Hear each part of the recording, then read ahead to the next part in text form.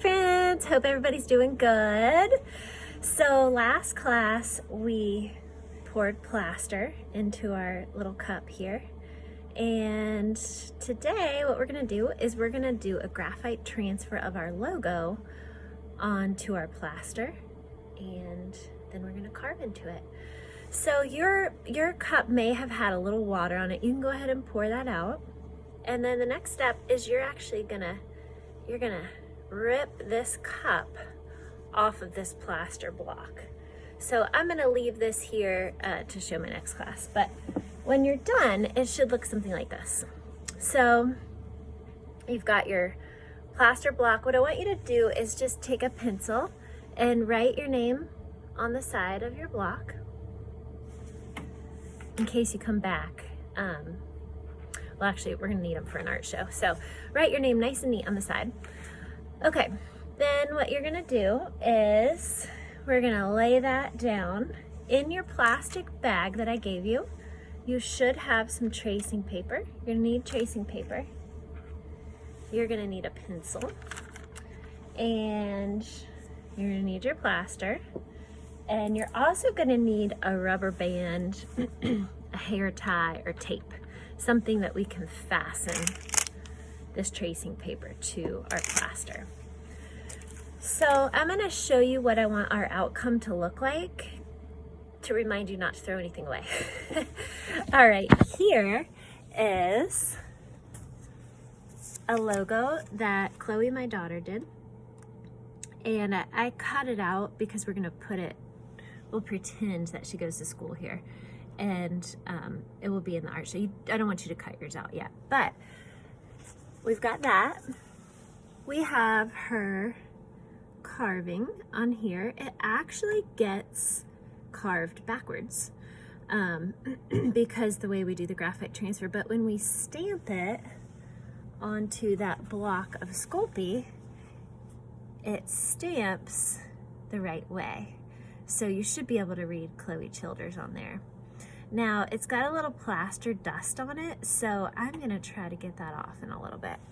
But right here, I've got this little shoebox, and I thought it'd be fun for the art show to kind of show the process of the Indus River Valley seal, where it starts with the drawing, and then a graphite transfer onto the plaster, and then the actual Indus River Valley seal. So remember, the seals were their way of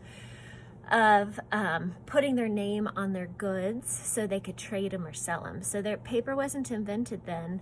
So in order to show that their goods were actually theirs, like let's say I was a potato farmer and I was trading my potatoes or selling my potatoes, this would be my seal stating that yes, indeed, they were mine, they came from me, and you know, they're certified good potatoes. All right, so let's get to business. So this is a little bit messy, so you're gonna wanna put down a paper towel or some newspaper. I'm gonna try to set up my phone here so that it shows my workspace. Okay, I think this will work. All right, so here are Chloe's designs. We'll pick this one. You pick your best design. If you've already colored it in, that's okay.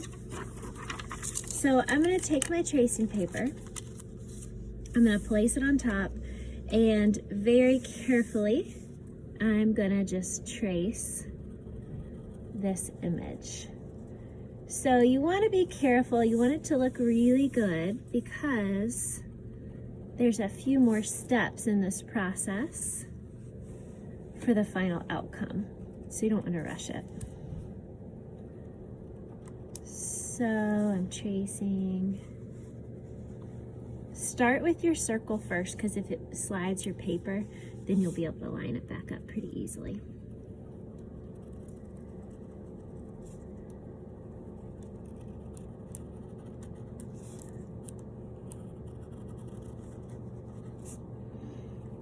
Now the paper that I gave you for this logo design was online. I told you you could print it or you could just trace a cup. So your cup may have been bigger than the size of your plaster, and that's okay. We're just gonna have to get a little creative for how we can squeeze your design into the size of the plaster cup.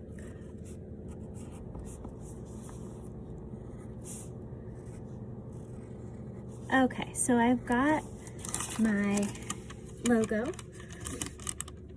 traced. My next step is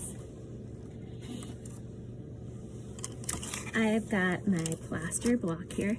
It's got some bubbles in here, so what I'm gonna do is I'm gonna try to take some sandpaper, if I have it, which I don't right in front of me. I could try my toothpick too, and just kind of smooth this out. This is really soft. You could even wear a mask while you're doing this, so you don't inhale the dust, but you can do like with a spoon, a knife, anything if you've got bubbles to get that, to make your surface nice and smooth. This carves pretty easily, it's pretty fun. If you don't have a toothpick, you could use like the edge of a fork, you could use the point of a knife, whoops. You could use anything sharp that you have. You could even use a sharpened pencil, I bet. Okay, so I've got my tracing paper. Now I'm gonna do my graphite transfer. So this graphite is gonna press into here. It's almost like a stamp. We'll pretend it's like ink, right? And we're gonna place it here so that the graphite touches the plaster. So I lay it on top, get it nice and perfect. Then I kind of crinkle over the edges, take my rubber band,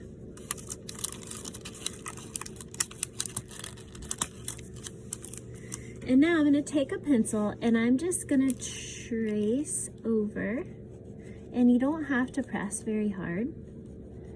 I'm going to trace over my design, and it's just pressing that graphite back into the plaster. I can even take a little peek. I gotta hold it in place and make sure it's working. And it's working. So you don't have to press hard, but you do have to make sure that you actually get right on top of that line. The plaster's so soft, it picks up the graphite pretty quickly. So I'm just tracing over everything very carefully. If I go outside the line, that's fine, but I want to make sure I actually go on the line so that it pushes through. All right, I'm almost done. Your logo may be quite a bit more intricate and it may take a lot longer, and that is okay. Okay. All right, I've traced my logo. I'm gonna hold it in place, just double check it, make sure I got all my spots. And I did, here it is, nice and faint. Now my next step is I'm gonna take a toothpick. You could use like a nail, you could use a push pin, a thumbtack, anything with a little pointy edge that you can control. Even a sharp pencil would work. And I'm gonna start carving into my plaster. So I'm gonna go slow and steady, and this is quite a process. If I go too fast or press too hard, it's gonna break out big chunks and I'm gonna lose all my detail. So I want to show you the difference between a finished carving and an in-process carving. So here's Chloe's. You can see it's indented quite a bit. She worked pretty hard on this. It took a long time to get her indentions just right. Now Sophie is my other daughter's working on one too. Oh, that's not hers. Oh, here we go. And hers, you can see the indentions are not nearly as deep, that's not gonna print very well. So she's got a ways to go. But you wanna just get a nice light indention all around first, and then go back, make it a little deeper all around, go back for a third time, fourth time, so that it's nice and deep. A couple tricks.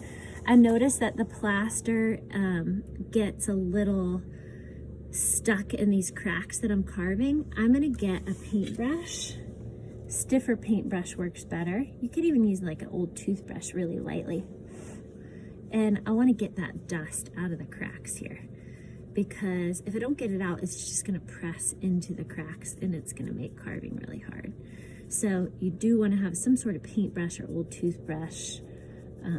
If you can't find that, then you just use your little toothpick or carving tool to kind of lift it out of the cracks there.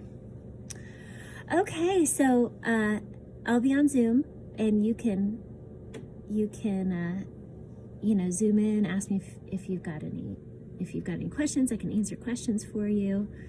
What I'm noticing about this one is I see these little holes in there.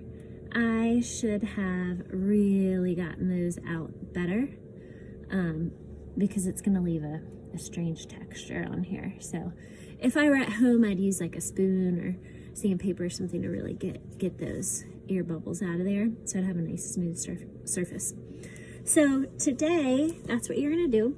Finish your carving, and then next class, I'll teach you how we're gonna press it into the Sculpey, and how to bake it so it hardens, so we can have them forever. All right, good luck everybody. I can't wait to see what you do. Take care, bye.